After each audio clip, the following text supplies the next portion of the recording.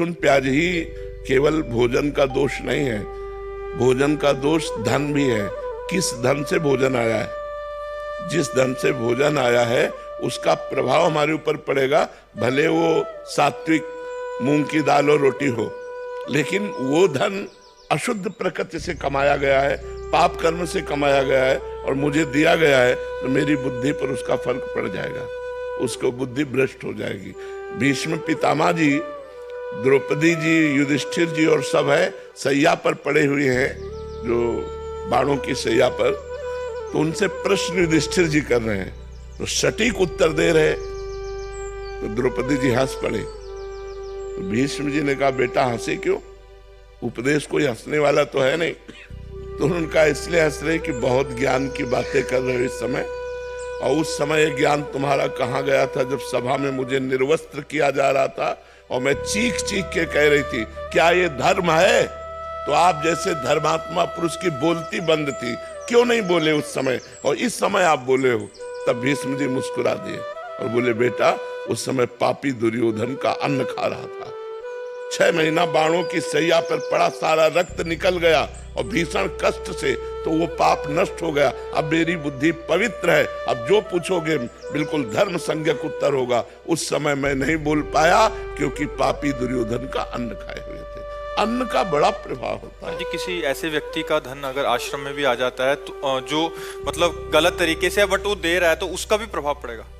हम तो मतलब इतना तक महापुरुषों से सुने हुए हैं कि एक बार एक संतों की मंडली ग्राम से निकली, तो एक धनी मानी ने निमंत्रण दिया, सब संतों ने प्रसाद पाया और सुबह एक दूसरे की तरफ देखते हुए कहा कि आज तो हमारा संयम नष्ट हो गया। दूसरे ने कहा हमारा भी नष्ट हो गया, तीसरे ने कहा हमारा भी नष्ट हो गया। तो जो मुखिया थे उस संत मंडली के, उन्होंने कहा ऐसा कैसे हो सकता है, अन्न दोष से हो सकता है।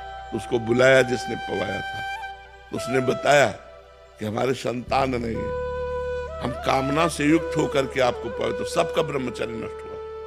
मतलब भोजन का इतना बड़ा प्रभाव है कि धन भी पवित्र है, लेकिन आपकी कामना बनाते समय किस भाव में है, वो उसका प्रभाव होता है। तो हम लोगों को ये देखना है कि थोड़ा हमारा जो लेने का ढंग है, अब जैसे अपने यहाँ है तो बिल्कुल भगवान के आश्रित है।